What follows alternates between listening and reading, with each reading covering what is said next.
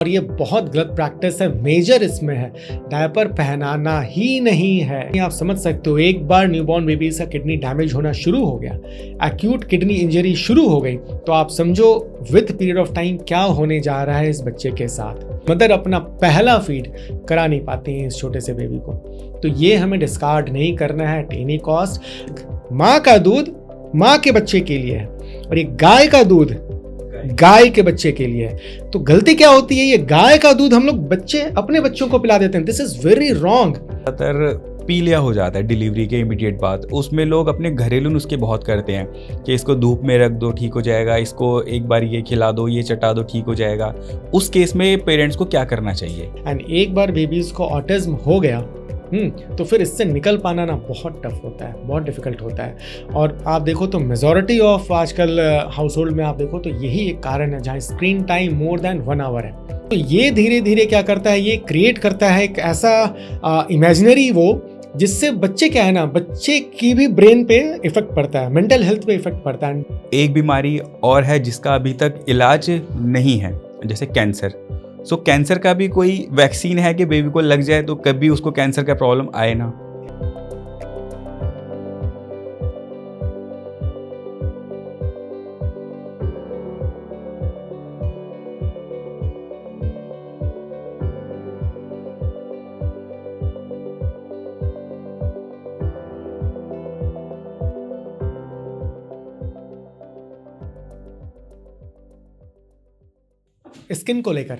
Skin को लेकर क्या है कि कुछ लोग नहाने पे बहुत जोर देते हैं कि नहलाना है, कुछ लोग बहुत जोर नहीं देते हैं कि नहीं नहलाना है, छोड़ दो 5 दिन 7 दिन। अब इसका जो करेक्ट वे है ये मैं आपको बता देता हूँ। ये आपकी अम्बिलिकल कॉर्ड है नहीं? आपने देखा है एक छोटा सा 2-3 सेंटीमीटर का कॉर्ड यहाँ पे छूटा रहता है, क्लिप लगी हुई रहती है। इसका ही ये कनेक्टेड है आपके बेदिंग से। क्या होता है, जिस दिन ये झड़ेगा, यूजुअली 7 से 10 दिन में ये झड़ जाता है, तो जिस दिन ये झड़ेगा उसके बाद से ही आपको नहलाना चाहिए बेबीज को। उसके पहले आपको हड़बड़ाना नहीं है, नहलाने की जरूरत नहीं है, क्योंकि अगर आप बेबीज को नहलाते हो तो ये जो कॉर्ड है ना, वो रह जाएगा थोड़ा गीला, एंड गीले होने की वजह से इसकी जो गिरनी है इसे 7 डेज में, 8 डेज में, 10 डेज में तभी नहीं गिरेगा, वो 15 दिन, 20 दिन, महीने भर ले लेगा गिरने में, एंड ये फिर इन्फेक्शन को प्रमोट करेगा। तो हमें वेट करना है, जब ये गिर जाए उसके बाद ही आप इनको नहलाओ, उसके पहले हड़बड़ाना नहीं, नहलाना नहीं है। अब नहलाने में भी क्या है, जनरली आप देखो तो गर्मियों के समय में, समर सीजन में, तो हम लोग डेली एडवाइस कर देते हैं कि आप रोज़ नहला सकते हो बेबीज को। लेकिन अब जैसे जैसे अब सर्दियों का सीजन है, इस सीजन में आप 2 to 3 टाइम्स मैक्सिमम पूरे वीक में, हाँ पूरे वीक में, and other than those days आप स्पॉन्जिंग के लिए प्रमोट करो। क्या फुल बॉडी जस्ट पानी भिगो के अपने रुमाल में या तौलिए से हल्के हल्के हल्के पूरे में आप ये कर सकते हो, वॉश कर सकते हो। तो ये हमारा स्किन को लेकर हो गया। स्किन के नीचे आ रहा है जेनिटेलिया। अब जेनिटेलिया में हर घर की कहानी है, जैसा हमने बोला, आप चाहे लोअर मिडिल क्लास ले लो, मिडिल ले लो, अपर ले लो, कोई भी क्लास ले लो, डायपर एंड डायपर की तो आजकल मजे ही मजे हैं। इन ब्रांड्स की डिफरेंट ब्रांड्स आजकल आप देखो तो प्रोलिफरेट हो रहा है, ग्रोथ हो रहा है, एंड सारे डायपर के ब्रांड्स आजकल ग्रोइंग कंडीशन कर रहे हैं, क्योंकि 24 घंटे बच्चों को 24 डायपर घंटे पहना के रखते चाहिए, हैं, इनफैक्ट स्लीपिंग टाइम पे भी। और ये बहुत गलत प्रैक्टिस है, मेजर इसमें है, डायपर पहनाना ही नहीं है, पहनाना ही नहीं है। आप डायपर की जगह पे बहुत सारी चीजें आती हैं। पुराने समय में देखा होगा आपने, वो तिकोना सा आता था, वही पहना के रखते थे कॉटन बच्चों का को। रखते थे, वो रखते थे। बहुत सारी अलग अलग चीजें हैं, लेकिन डायपर पहनाने से बहुत नुकसान है। यूटीआई, यूजुअली लोग बात करते हैं रैशेज की, कि डायपर रैश हो गया, वो बहुत लो लेवल की वो रैशेज है, मैं रैशेज की बात ही नहीं कर रहा हूँ। आप रैशेज से थोड़ा ऊपर उठो, जो डायपर के नुकसान है, यूटीआई, पाइलोनेफ्राइटिस, कुछ ऐसे टर्म्स हैं जो अगर आप सर्च करना चाहो तो आप सर्च कर सकते हो, जो डायपर से रिलेटेड हैं। पाइलोनेफ्राइटिस मतलब किडनी जो आपका है, किडनी में भी डैमेज देखा गया, एंड किडनी आप समझ सकते हो, एक बार न्यूबॉर्न बेबीज का किडनी डैमेज होना शुरू हो गया, एक्यूट किडनी इंजरी शुरू हो गई, तो आप समझो विद पीरियड ऑफ टाइम क्या होने जा रहा है इस बच्चे के साथ। मतलब डायपर से किडनी तक, डायपर से किडनी तक। तो इसलिए मैं कह रहा हूँ कि मैं रैशेस की तो बात ही नहीं करूंगा, मैं बात करूंगा ऐसी जो समझ में आए, ताकि लोग धीरे धीरे डायपर को दूर करें। तो ये सारी बातें थी जो आप यूजुअली अप्लाई करते हो आप छोटे बच्चों के अंदर। तीसरा हमने कैटेगराइज किया था पहले, तीसरा ओरल। और फीडिंग में क्या है, जनरली लोग पहला जो माँ का दूध होता है, दैट इज पहला गाढ़ा पीला दूध, हर जगह आपने ऐड में भी देखा है, हर जगह आपने देखा है कि पहला गाढ़ा पीला दूध बच्चों को पिलाना है, वो कई बार पता नहीं क्यों स्किप हो जाता है। खासकर आप देखो तो सिजेरियन सेक्शन में, सिजेरियन के बाद मदर लेटी होती हैं, पोस्ट ऑपरेटिव केयर रूम में बच्चे को शिफ्ट कर दिया जाता है ग्रैंड पेरेंट्स के पास, दोनों में सेपरेशन हो जाता है, मदर अपना पहला फीड करा नहीं पाती हैं इस छोटे से बेबी को। तो ये हमें डिस्कार्ड नहीं करना है एट एनी कॉस्ट। अगर बेबी डायरेक्ट पीने को राजी नहीं है तो आप एटलीस्ट एक्सप्रेस करा सकते हो मदर से, आप एक्सप्रेस कराओ छोटे से इसमें कटोरी में, एंड चम्मच से बेबी को आप पिला दो। तो ये पहला फीड बहुत इंपॉर्टेंट होता है बच्चे के लिए। एंड आधे घंटे, बेबी जब आ रहा है तो आधे घंटे के अंदर फर्स्ट फीड हो जानी चाहिए, आधे घंटे के अंदर। और यहीं पे डिले होता है, 4-6 घंटे हो जाता है एंड बेबीज को पहला फीड नहीं मिला होता है। तो ये गट मैच्योरिटी के लिए, लंग्स मैच्योरिटी के लिए, इवन सीएनएस डेवलपमेंट में बहुत हेल्प करता है, आपके पूरे इम्यून सिस्टम को ये मॉड्यूलेट करता है। फर्स्ट फीड चाहिए होता है बेबी। पर डॉक्टर इस केस में जैसे बेबी की डिलीवरी हुई, अब वो डॉक्टर ने अपने उसमें रखा हुआ है ऑब्जर्वेशन में, और आधे घंटे, 1 घंटे, 2 घंटे, कभी कभी 6-7 घंटे भी हो जाते हैं, उस केस में पेरेंट्स क्या करें? मैं वही तो बता रहा हूँ, अगर उन्होंने ऑब्जर्वेशन में अपने पास पोस्ट ऑप केयर में रखा भी है तो आप फीड एक्सप्रेस कर सकते हो ना, एक छोटे से कटोरी में मदर फीड, ब्रेस्ट फीड आप एक्सप्रेस करके फिर बेबी को आप दिलवा सकते हो। मैं वही बताने की कोशिश कर रहा हूँ। तो अगर सेपरेशन है भी तो भी मैनेज किया जा सकता है। तो यहाँ पे बहुत मेजर फॉल्ट हो जाता है। तो ये कभी नहीं करना है कि पहला फीड बच्चे को ना मिले, फर्स्ट फीड मिलना ही मिलना है एट एनी कॉस्ट। यस। अब during next 6 months of life may be only and only breast feed, none other than mother feed. 6 months तक कोई दूसरा फीड नहीं चलेगा। लेकिन लोग क्या करते हैं, ये पाउडर नंबर 1, ये पाउडर नंबर 1, ये अच्छा है, ये अच्छा है, ये पिलाना शुरू कर देते हैं। हनी भी चटा देते हैं, हनी भी चटा देते हैं, ऑफ कोर्स कुछ ग्लूकोज वाटर ले आते हैं, डेक्सट्रोज वाटर ले आते हैं, वो भी चम्मच चम्मच से पिलाना शुरू करते हैं। तो ये गलती कभी नहीं होनी चाहिए। फर्स्ट 6 months में केवल मदर फीड ही जाना चाहिए बच्चों को, अदर दैन दैट कुछ नहीं जाना चाहिए। अब यहाँ जब फीडिंग की हम लोग बात कर रहे हैं तो एक बात तो मैं ज़रूर बोलूँगा, कई बार हमने पहले भी बात किया है, इस चीज़ पे डिस्कस किया है, और यहाँ आपके सामने भी डिस्कस करना चाहता हूँ। शायद ये कुछ मैसेज लोगों तक पहुँच जाए। अब मैसेज ये है, ये जो दूध है, लोग बोलते हैं ना कि बच्चे को गाय का दूध पिला दो, तो बच्चे को भैंस का दूध पिला दो, तो कुछ बच्चे को बकरी का दूध पिला दो। नेचर ने हमें ऐसा बनाया है, दूध तभी होगा जब आपका बच्चा होगा। एक मदर में दूध तभी होता है ना जब बेबी को वो डिलीवर करती हैं। ठीक इसी तरीके से गाय, जब गाय अपने बच्चे को डिलीवर करेंगी, बछड़ा जब होगा तभी गाय का दूध बनेगा, राइट। तो माँ का दूध, ये ह्यूमन मिल्क, माँ का दूध माँ के बच्चे के लिए है, और ये गाय का दूध गाय के बच्चे के लिए है। तो गलती क्या होती है, ये गाय का दूध हम लोग अपने बच्चों को पिला देते हैं। This is very wrong. Nature ने हमें दिया है माँ का दूध माँ के बच्चे को पिलाए, मतलब ह्यूमन, गाय का दूध गाय के बच्चे को, बकरी का दूध बकरी के बच्चे को। इस तरीके से मिक्स एंड मैच नहीं करना चाहिए। तो ये इन्फॉर्मेशन सभी को जाना चाहिए कि जिसका दूध उन्हीं को पिलाना है। अक्सर लोग करते हैं कि गाय का दूध ज्यादा बेस्ट है, बच्चे को पिला दो। यस, ये नहीं होनी चाहिए। एक डॉक्टर, आजकल हमारे इसमें, आजकल क्या बहुत पहले से ही चल रहा है कि बेबी घर पे आया और उसको बस घुट्टी पिला दो, तो ये कितना सही है बच्चे के लिए घुट्टी पिलाना? कि एक बेबी को 6 महीने तक केवल मदर फीड ही चाहिए, तो घुट्टी भी तो अदर देन फीड हो गया।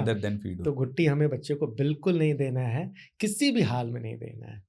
वो कहते हैं कि नहीं ठीक है, आया है तो वो घुट्टी पिलाएंगे तो ये अच्छा रहेगा इसके लिए। नहीं, मैंने एक मान्यता चली आई है। कई सारी चीजें हैं जो मान्यता हैं, जो कहावतों में है, लेकिन लिटरेचर में ऐसा कहीं नहीं मिलेगा। नहीं। और कहीं ना कहीं ये भी वो बोलते हैं कि हाँ तुम अब बड़े हुए हो, हमने ये कब से चला आ रहा है, और देखो पहले कोई दिक्कत नहीं थी, आजकल तुम में ज्यादा दिक्कत आ रही है जितने रूल्स मान रहे हो। हाँ, देखिए अब इसको जरा सा इस तरीके से आप समझेंगे तो और आसानी होगी समझने में। क्या होता है ना, जो मान्यताएं हैं वो चली आ रही हैं ऊपर से नीचे तक, उन्होंने एडवर्स इफेक्ट अपने फैमिली में नहीं देखा है। अच्छा, जो प्रोटोकॉल बनाने वाली जो गाइडलाइंस हैं, वो गाइडलाइंस क्या करती हैं, वो आप समझो ऐसे, suppose this is our world, ठीक, एक यहाँ फैमिलीज बहुत सारी है। तो हमने क्या किया, ये फैमिली बस अपनी फैमिलीज को देख रही हैं, ये घर अपने फैमिलीज को देख रही हैं, लेकिन जो बनाने वाली गाइडलाइंस है वो यहाँ है, ये ना सबको देख रही हैं, सारे पूरे वर्ल्ड वाइड मॉनिटर कर रही हैं। एंड इनको पता है कि यहाँ पे इस फैमिली में घुट्टी दिया गया, कुछ नहीं हुआ, इस फैमिली में दिया गया, कुछ नहीं हुआ, लेकिन इस फैमिली में दिया गया, ये प्रॉब्लम हुआ, इस फैमिली में दिया गया, ये प्रॉब्लम हुआ। इसलिए जो ऊपर बैठे हैं ना, इन्होंने जो गाइडलाइंस जारी किया, इन्होंने यही जारी किया कि नहीं देना चाहिए। अब आपने जो बोला, अब उन फैमिली में चूंकि उन्होंने कभी इस चीज को फेस ही नहीं किया, तो उनको लगता है कि भाई हमने उनको भी दिया था, हमने उनको भी दिया था, कुछ नहीं हुआ, तो इसे भी नहीं होगा। ऐसा नहीं है, हो सकता है इसे हो जाए, रिस्क हाँ, है। जब रिस्क तक है, नहीं हो रहा है तब तक नहीं जब हो तक रहा कोई है। प्रॉब्लम नहीं, लेकिन जब होगा उस दिन लोग फंसेंगे। तो इसलिए जो गाइडलाइंस है, तो अब क्या है ना, अब धीरे धीरे हम लोगों को भी अपने आप को अपडेट करना चाहिए, एंड जो गाइडलाइंस बनी है उनको फॉलो करना चाहिए। जो गाइडलाइंस बनी है वो आपके बच्चे के अच्छे के लिए ही बनी है, कोई भी गाइडलाइंस बुरे के लिए नहीं बनती है। एक सेम इसी तरह से एक और चली आ रही है कि बेबी हुआ, उसकी अच्छे से रगड़ रगड़ के ऑयल मसाज करो कि हड्डियां मजबूत होंगी, बेबी हेल्दी रहेगा, स्किन अच्छी होगी।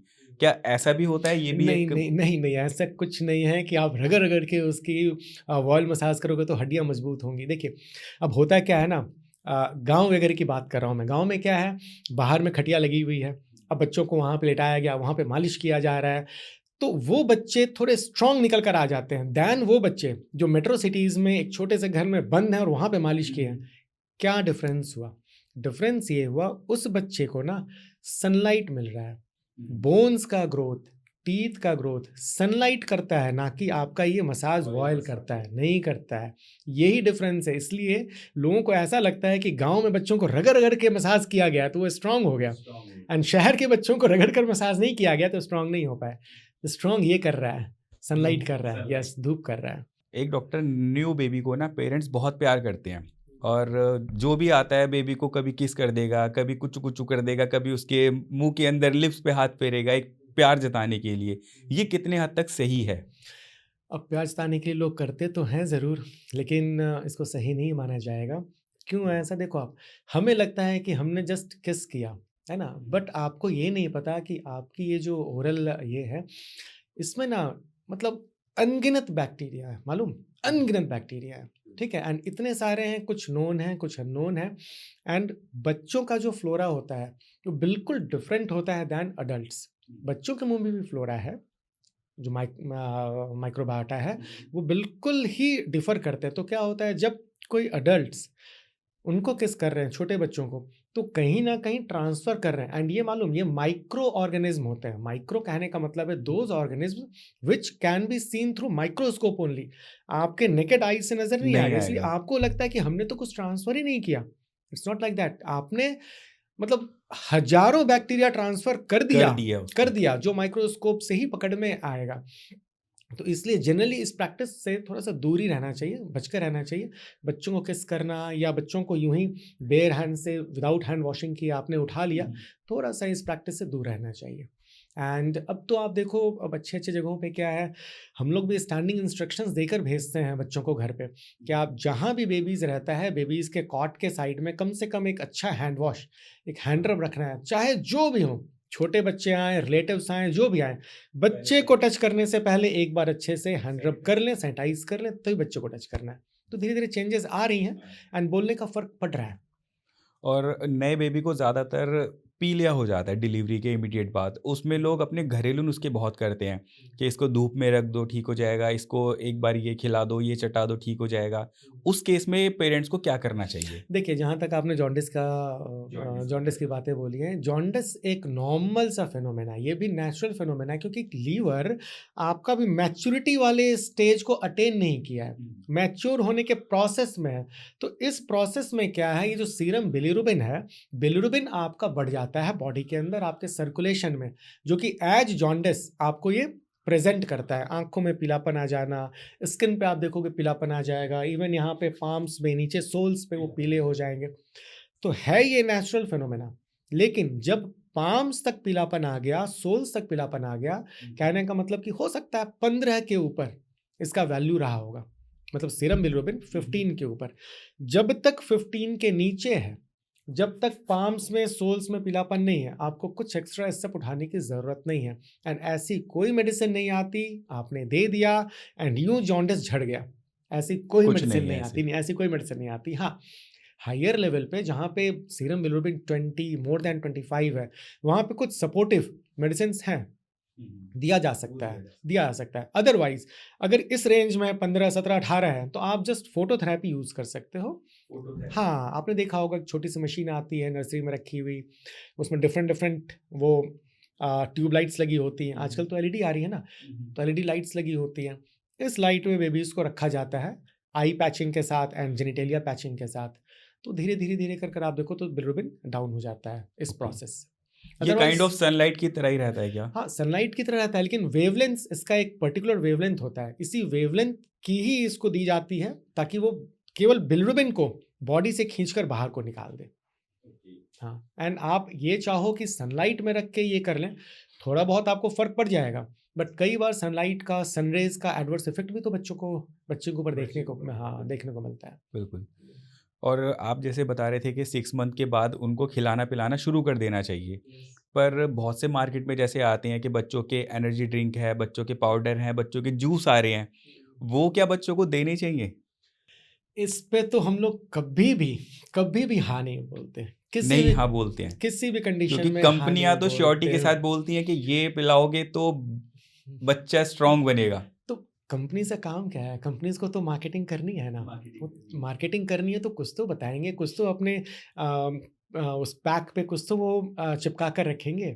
तो उनका तो काम ही है मार्केटिंग करना। लेकिन अब मैं उनकी तरह मार्केटिंग तो नहीं कर सकता। अब मैं ये तो नहीं कह सकता कि हाँ आप ये प्रोडक्ट ले लो, आप ये प्रोडक्ट ले लो, नो, कभी नहीं। जितनी भी पैक्ड प्रोसेस्ड फूड आती है या फ्रूट जूसेस आता है, वो फ्रूट जूस के नाम पे क्या मिलता है? जस्ट केमिकल्स तो मिलता है, कुछ नहीं। आप एक रैपर ले आओ किसी भी कंपनी की एंड आप एक बार उसको पढ़कर देखो, आपको खुद आइडिया लग जाएगा उसमें क्या है। अगर फ्रूट जूस का आप लेकर आते हो तो हार्डली फ्रूट जूस कॉन्सेंट्रेट या फ्रूट कॉन्सेंट्रेट कितना रहता है? 2%, 5%, बाकी मैक्सिमम फैट, 10%। शुगर, बाकी फैट, शुगर, ये केमिकल, वो केमिकल, ये एडिटिव, वो एडिटिव, यही तो रहता है। और क्या रहता है? तो किसी भी एंगल से हम लोग तो कभी प्रमोट नहीं करते कि आप एनर्जी ड्रिंक पियो या एनर्जी पाउडर्स लो एंड ये लो वो लो, नहीं। Home based feeding best feeding है, होम बेस्ड होना चाहिए, कुछ नहीं। होम बेस्ड होना और ये जो बॉर्नवीटा टाइप के आते हैं कि दूध में मिला करके बच्चे को पिला दो, मैं वही कह रहा हूँ, ये सब ना प्रोटीन पाउडर एक तरह से है, या नाम क्या लूँ मैं आपको, डिफरेंट टाइप्स के ये हैं। सबका अगर आप देखो अच्छे से कॉम्पोजिशन तो ऑलमोस्ट सेम ही रहता है, कुछ में कुछ कंपोनेंट ज़्यादा, जिसको वो मार्केटिंग के लिए रखते हैं कि हमारे में ये ज़्यादा है, आप ही अपने बच्चे को पिलाओ, आपके बच्चे की हाइट निकल आएगी। हाइट कैसे निकल आएगी? हाइट जेनेटिक्स पे वैसे भी डिपेंडेंट है। वो सेल ही ऐसे करते हैं कि नहीं ये पिलाओगे तो हाइट बढ़ेगी बहुत जल्दी। तो अब आप कॉमन सेंस लगाओ, छोड़ो, आप सारी बातों को भूल जाओ, सब कुछ भूल के बस कॉमन सेंस आप लगा लो। अगर हाइट बढ़ जानी होती, चाइना हमारे से 10 टाइम ज़्यादा डेवलप्ड है, वो हमारे से एटलीस्ट 2 टाइम ज़्यादा बड़े होते हैं, लेकिन वो बेचारे अभी भी 5 फीट पे हैं। तो हाइट बढ़ाने की कोई मेडिसिन नहीं आती, हाइट बढ़ाने की कोई पाउडर नहीं आती। हाँ, हाइट के लिए मेडिकली हॉर्मोन्स हैं, मैं अभी उस पर नहीं जा रहा हूँ, उस पर जाऊँगा तो एक आधा दिन और बहुत लंबा हो जाएगा। मैं एक जनरल नॉर्मल पॉपुलेशन के लिए बता रहा हूँ, ऐसी कोई पाउडर ऐसी कुछ नहीं आती जो आपकी हाइट को निकाल दे। ये सब जेनेटिक है, सब जेनेटिक एंड कई बार एनवायरमेंटल होता है, जो डिपेंड करता है आपके अपने फिजिकल एक्टिविटीज़ पे कि आप आउटडोर गेम्स में कितना पार्टिसिपेट कर रहे हो, कितना बास्केटबॉल खेल रहे हो, कितना क्रिकेट, कितना फुटबॉल खेल रहे हो, या क्या आप घर में बैठकर वीडियो गेम्स तो नहीं खेल रहे हो। और डॉक्टर जैसे खाने की भी अभी बात चल रही थी हमारी, तो कुछ पेरेंट्स आजकल क्या करते हैं कि खाना खिला रहे हैं और सामने चला दिया कार्टून, टीवी चला, ठीक है, टीवी चला दिया, टैब में चला दिया ये लाल टमाटर बड़े मज़ेदार, तो और बच्चा उसमें जब तक वीडियो चलता है ना खाना खाता है, जैसे ही रुक जाता है खाना खाना बंद कर देता है। तो ये आपने लाल टमाटर वगैरह बोल के ना आप वर्चुअल ऑटिज्म को आपने बिल्कुल प्रमोट कर दिया मालूम। और मैं क्या बताऊं, आजकल तो बहुत सारे पेरेंट्स, बहुत सारे घरों में ऐसा होता है एंड बच्चे बिना स्क्रीन के तो खाना पसंद ही नहीं करते हैं। लेकिन जितना स्क्रीन टाइम होगा उतने ही उनके बच्चे वर्चुअल ऑटिस्टिक डिसऑर्डर की ओर चले जाएंगे। ऑटिज्म मतलब कि एक बहुत ही भारी वो स्पेक्ट्रम है, एंड एक बार बेबीज़ को ऑटिज्म हो गया तो फिर इससे निकल पाना ना बहुत टफ होता है, बहुत डिफिकल्ट होता है। और आप देखो तो मेजॉरिटी ऑफ आजकल हाउस होल्ड में आप देखो तो यही एक कारण है जहाँ screen time more than 1 hour है। 1 घंटे की लिमिट है। 1 घंटे से ज़्यादा आपको स्क्रीन टाइम नहीं देना होता है बच्चों को, लेकिन जहाँ 1 घंटे से ऊपर हुआ, मैं लाल टमाटर क्यों आपको बोल रहा हूँ बार बार, आपने देखा होगा जितने भी स्क्रीन पे वो जो फ्लैशी कलर्स होते हैं, रेड, ग्रीन, येलो, इतना फ्लैश होता है बहुत इसमें। bright, अगर आप बैठ जाओ, आप 10 मिनट्स 20 मिनट्स आप देख लो तो कहीं आपका ब्रेन भी बैठ जाएगा, आपकी आंखें बैठ जाएंगी, आपका बिल्कुल। ब्रेन बैठ जाएगा। यही होता है इन छोटे बच्चों के साथ। जब छोटे बच्चे इतने फ्लैशी कलर्स देखते हैं ना, एंड वो भी रैंडम, तुरंत मूवमेंट भी बहुत फास्ट होता है। ऐसा नहीं है बहुत कि fast रेड होता है है। तो चलो रेड है, बहुत से नहीं, पॉपअप आते हैं ना पॉपअप उनमें भी इमीडिएट, आता है। करेक्ट। तो ये धीरे धीरे क्या करता है, ये क्रिएट करता है एक ऐसा इमेजिनरी वो, जिससे बच्चे क्या है ना, बच्चे की भी ब्रेन पे इफेक्ट पड़ता है, मेंटल हेल्थ पे इफेक्ट पड़ता है, धीरे धीरे धीरे वो ऑटिज्म के शिकार हो जाते हैं। और यही कुछ आपने देखा होगा सोशल मीडिया पे कुछ दिन पहले, ये अपने कुछ चैनल्स के जो CEO रह चुके हैं, उन्होंने भी यही बोला था कि हमें पता है, इंटरनली वी नो कि हमें फ्लैशी कलर्स, फ्लैशी लाइट्स नहीं दिखाना है, बट क्या करें, बच्चों को लुभाने के लिए हमें ऐसा कुछ करना पड़ता है। तो ये बहुत ही गलत हो जाता है। 1 घंटे से ज़्यादा स्क्रीन टाइम बिल्कुल ना दें। कितनी एक टाइम के बाद बच्चे को हमें स्क्रीन टाइम देना भी चाहिए? 5 साल के बाद। 5 साल के बाद? 5 इयर्स के बाद, यस, 5 इयर्स के बट पहले स्क्रीन पेरेंट्स टाइम तो नहीं मतलब चाहिए। 2 साल का जैसे ही बच्चा बैठने लगा उसके सामने वही- चला देते हैं। नहीं, वही तो मैं कहना चाह रहा हूँ ना, यही तो ऑटिज्म को प्रमोट करता है। तो ऑटिज्म ना हो पहले के, अच्छा आप ही देखो ना, पहले के समय में किधर ऑटिस्टिक डिसऑर्डर किधर देखते थे, नहीं देखते थे। ऑटिज्म देखने को तो अब मिलना शुरू हुआ है, लास्ट 10, 12, 15 ईयर्स में ऑटिज्म आपको देखने को मिला है। एंड इवन लास्ट 5 ईयर्स में तो नंबर ऑफ केसेस बहुत ज़्यादा बढ़ गए हैं आपके। तो ये सब क्यों, इन्हीं सब चेंजेस की वजह से हो रहा है ना, वरना पुराने समय में कहाँ होते थे ये सब चीज़ें, ना स्क्रीन था ना ऑटिज्म था। डॉक्टर, बहुत सारी ना वैक्सीनेशन होती हैं बच्चे के लिए, सो वो कौन सी मेन वैक्सीन है जो हर पेरेंट्स को लगवानी ही चाहिए? वैक्सीनेशन की जब बात कर रहे हैं हम लोग, तो एक बात को समझना जरूरी है कि वैक्सीनेशन हम लोग लगा क्यों रहे हैं। करेक्ट। वैक्सीनेशन हम लोग इसलिए लगा रहे हैं ताकि उन डिजीजेज से प्रिवेंट हो सके जिसका ना तो कोई ट्रीटमेंट है, या अगर ट्रीटमेंट है भी तो भी वो डिजीज बहुत फेटल होती है, जिसकी मॉर्टेलिटी बहुत हाई होती है। फॉर एग्जांपल पोलियो, अगर पोलियो हो गया, कोई ट्रीटमेंट नहीं है, कुछ नहीं है, तो इन्हीं सारी डिजीजेस की वैक्सीन लगाई जाती है ताकि हो ही ना। यही तो कारण था 1980 में स्मॉल पॉक्स पूरी दुनिया से इराडिकेट हो गया। ये तो वैक्सीनेशन का ही कमाल था, वरना जिसको स्मॉल पॉक्स होता था आप देखो पूरा चेहरा डिसफिगर हो जाता था। इसी तरीके से पोलियो, ये पोलियो वैक्सीन के वजह से ही तो 2014 लास्ट था जब इंडिया में पोलियो केस लास्ट मिला था। 2014 के बाद आज 2026 में हम लोग रह रहे हैं, इट्स बीन 12 ईयर्स, एक भी केस नहीं आया है पोलियो का। तो हमें उन्हीं सब वैक्सीन पे ज़्यादा जोर देना है जिसका कोई ट्रीटमेंट नहीं है, या ट्रीटमेंट है भी तो भी बहुत फेटल है डिजीज। अब जैसे DPT, नाम सबको पता है, D for diphtheria, P for pertussis, T for tetanus. अब डिप्थीरिया हो गया तो अब ये एंटी डिप्थेरिक सीरम कहाँ से लाएं, कैसे बचाएं बच्चे को? अच्छा है कि आप इसका पहले से वैक्सीन लेकर रखो, बच जाओगे आप। टेटनस हो गया, आपने देखा ही है, कई लोग गए हैं टेटनस से। तो इसी तरीके से DPT हो गया, मिजल्स, मम्स, रुबेला है, पोलियो आपको है, आगे चलकर फिर हेपेटाइटिस A है, चिकन पॉक्स, ऐसे बहुत सारी वैक्सीन हैं जो आपको लगा लेनी चाहिए ताकि फ्यूचर में आपको बचाव हो सके। प्राइवेट हॉस्पिटल में बहुत लंबी चौड़ी लिस्ट दे देते हैं कि ये भी, मतलब कम से कम 50 तरीके के वो पैकेज देते हैं कि ये इतने का पैकेज है, इतने का पैकेज है। उनमें क्या डिफरेंस रहता है? डिफरेंस आप देखो, जो गवर्नमेंट रिलीज करती है ना, वो मैंडेटरी वैक्सीन हैं, कंपलसरी वैक्सीन हैं जो एक बच्चे को लगाना ही लगाना है। तो गिनकर कुछ खास वैक्सीन हैं, DPT, polio, pneumococcal, rotavirus, measles, mumps, rubella. तो ये जो कुछ वैक्सीन हैं ये बिल्कुल मैंडेटरी है, लगानी ही लगानी है। हर गवर्नमेंट कार्ड में आप देखोगे तो इसका जिक्र आपको मिलेगा।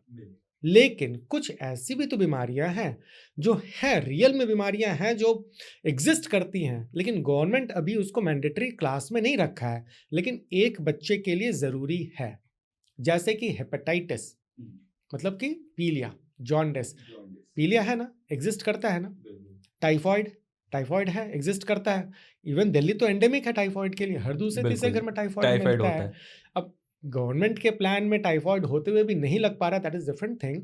लेकिन चूंकि ये कुछ ऐसी डिजीजेज हैं जो एग्जिस्ट करती हैं, तो इनकी वैक्सीन भी लगवानी चाहिए। जैसे हेपेटाइटिस ए हो गया, टाइफाइड है, चिकन पॉक्स है, ये जो मेनिंगोकोकल, ये जो मेनिंजाइटिस होता है, दिमागी बुखार जिसको बोलते हैं, एग्जिस्ट करता है, जापानीज एनकेफेलाइटिस।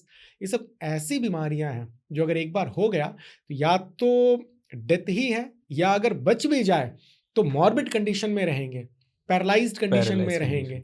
तो इस लाइफ से तो अच्छा है ना कि वैक्सीन लगवा लो एंड बच लो आप। तो मैं वही कहना चाह रहा हूँ कि गवर्नमेंट वही दे रही है जो मैंडेटरी है।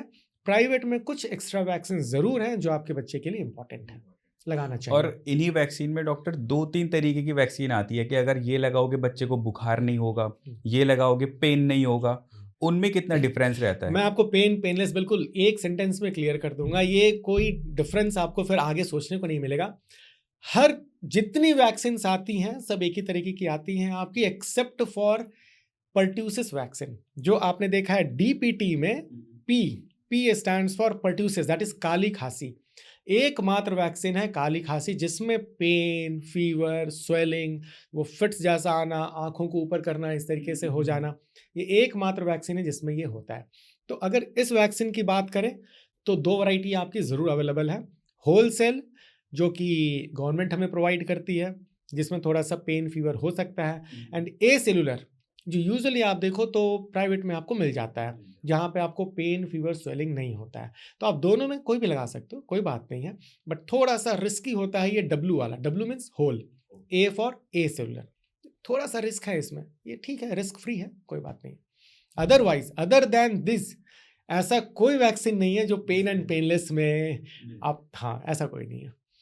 इससे मतलब बेबी को कोई वैसे रिस्क नहीं है कि पेन वाला लेंगे या पेन लेस लेंगे तो उससे बेबी को कुछ फर्क पड़ सकता है? इफेक्ट अगर आप देखो तो ऑलमोस्ट इफेक्ट दोनों का सेम ही है। होगा। हाँ सेम ही है, डिफरेंस नहीं है दोनों डिफरेंस नहीं। और जैसे डॉक्टर अभी कोविड का भी सबने वैक्सीन लगवाया है, 2-2 डोज लगवाए हैं, तो क्या ये बच्चों के लिए, अब न्यूबॉर्न बेबी के लिए भी आगे चल के कुछ डोज आ सकता है इसका? अभी तक तो हमने देखा है ये कोविड वाले फेज में 18 ईयर्स के ऊपर ये कोविशील्ड एंड कोवैक्सीन जो इजीली अवेलेबल थी इंडिया के अंदर, फेज वाइज लगाया गया था। कुछ वैक्सीन 12 ईयर्स ऑनवर्ड्स भी मैन्युफैक्चरिंग में थी, रिसर्च में थी, एंड कुछ वैक्सीन अब तो 2 ईयर्स ऑनवर्ड्स भी हैं। लेकिन अब गवर्नमेंट अपने प्लान में डालती है या नहीं डालती है वो तो टाइम के साथ ही पता चलेगा। लेकिन आपने सही कहा, ये कोविड भी जिस तरीके की बीमारी थी, जिस तरीके से ये फैला था, आने वाले समय में लोगों को लगवा कर ही रहना चाहिए ताकि फ्यूचर में रिस्क ना हो। सेफ रहे। बिल्कुल आ सकता है, आ मतलब सकता ये। है, आ सकता है, क्यों नहीं। नहीं, बहुत सारी बीमारियां थी, आप देखो तो हेपेटाइटिस ए पहले तो नहीं थी, चिकन पॉक्स का वैक्सीन पहले तो नहीं था, लेकिन जब सीवियरिटी देखा गया कि सीवियर है, डेथ्स भी होते हुए देखा गया है, मॉर्बिड कंडीशंस भी होते हुए देखा गया है, तो इन वैक्सीन को लॉन्च भी कर दिया गया एंड इन वैक्सीन को प्रोग्राम में भी डाल दिया गया। रोटा वायरस, आज से अगर आप देखो तो करीब 3-4 साल पहले रोटा वायरस कहीं एग्जिस्ट नहीं करता था गवर्नमेंट के प्लान में, लेकिन आज के डेट में रोटा वायरस कंपलसरी हो गया है। तो चेंजेस आता है विथ टाइम, तो हो सकता है इस कोविड को लेके भी धीरे धीरे चेंजेस आए एंड इसे भी प्लान में, प्रोटोकॉल में डाल दिया जाए। डॉक्टर्स वगैरह भी इसको फिर प्रेफर करते हैं कि आपको लगवाना चाहिए पेरेंट्स को 2 साल बाद?